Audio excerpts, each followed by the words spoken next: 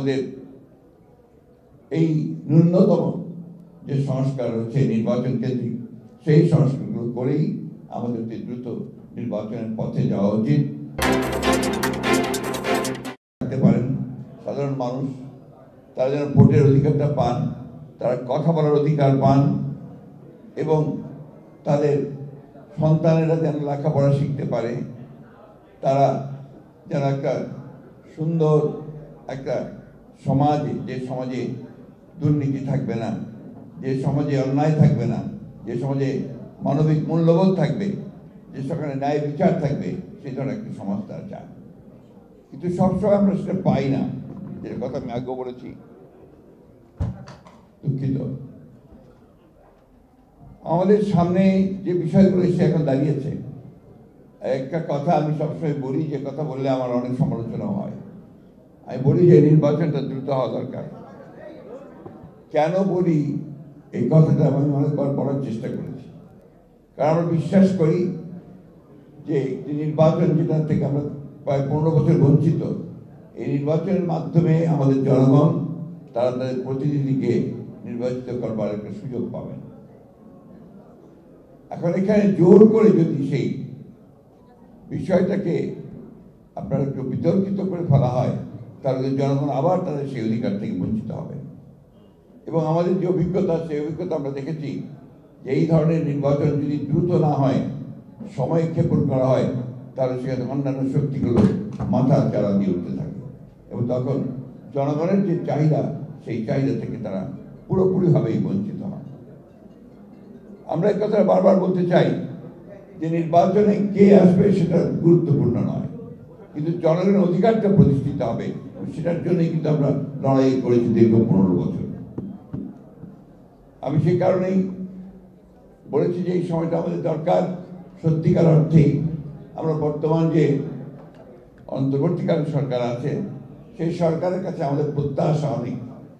স্বাভাবিকভাবেই একটা ছাত্র গণ-অভ্যুত্থানের পরে আমরা জনগণের প্রত্যাশা অনেক বেড়েছে, কিন্তু দুর্ভাগ্যজনক হলেও সত্য যে এখন পর্যন্ত সমাজের যে অবস্থা দাঁড়িয়েছে, সেই অবস্থায় কিন্তু আমরা সেই ধরনের একটা ব্যবস্থা দেখে এখনো নিশ্চিত হতে পারছি না যে আমরা আমাদের সেই প্রত্যাশাগুলো পূরণ হবে।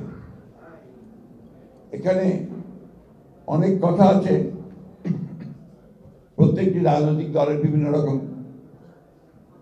প্রোগ্রাম আছে, কর্মসূচি আছে, সেই কর্মসূচিগুলো নিয়ে তারা এগোতে চায়। কিন্তু একটা বিষয় কিন্তু সবাই একমত, যে একটা নির্বাচন হওয়া দরকার। নির্বাচনটা শুধু একটা দলকে ক্ষমতায় বসানোর জন্য নয়, নির্বাচনটা যে গণতান্ত্রিক ব্যবস্থা দিয়ে যাওয়ার জন্য একটা পথ সৃষ্টি করা, একটা দরওয়াজা পার হওয়া। আজকে প্রশ্ন হচ্ছে যে সংস্কারগুলো সবগুলো করে আপনার নির্বাচনে যাওয়ার প্রশ্ন উঠছে, তাহলে কি আমরা 4-5 বছর ধরে অপেক্ষা করব, বা যতদিন সংস্কার সম্পূর্ণ হবে ততদিন ধরে অপেক্ষা করবে জনগণ যে তারা তাদের ভোটের অধিকার থেকে বঞ্চিত হবে? আমরা এখনো দেখছি যে আমাদের আমলাতন্ত্র আগে যে ব্যবস্থা ছিল, সেই ব্যবস্থায় তারা এখনো সচিবালয় থেকে শুরু করে সমস্ত প্রশাসনে তারা একইভাবে তাদের ভূমিকা পালন করছে, কোনো রকম রদবদল হয়নি। বিশ্ববিদ্যালয়গুলোতে লেখাপড়া প্রায় বন্ধ হয়ে গেছে, স্কুল কলেজগুলোতে সেই ধরনের লেখাপড়া আর হচ্ছে না, স্বাস্থ্য ব্যবস্থা প্রায় ভেঙে পড়েছে। এগুলো অতীত থেকেই এসছে, এখন সেগুলো পরিবর্তনের এত অল্প সময় সম্ভব নয়, কিন্তু আমরা সেই পরিবর্তনগুলো চাই। সেই কারণে আমরা বলেছি যে নির্বাচন দ্রুত হওয়া দরকার।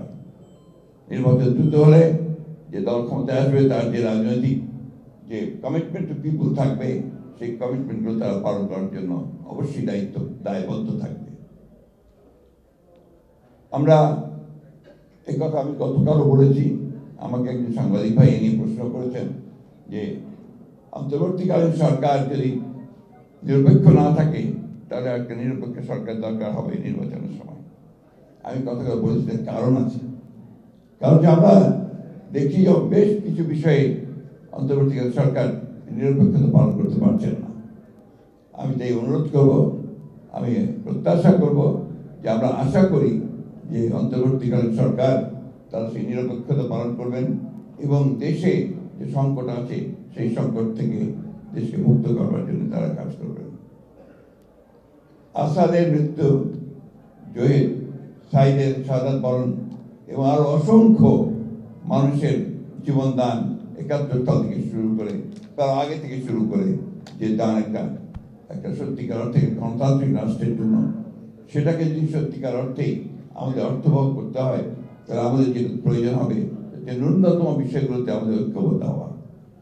আমরা আমাদের যারা একসাথে আন্দোলন করছিলাম, যুগপৎ আন্দোলন করছিলাম, আমরা ৩১ দফা কর্মসূচি দিয়েছিলাম। এখন যদি কোনো পরিবর্তন করতে হয় বা পরিবর্তন করতে হয়, সেটাও সামনে আসতে পারে, কিন্তু ওটাকে সামনে রেখেই কিন্তু আমরা এগোতে পারি।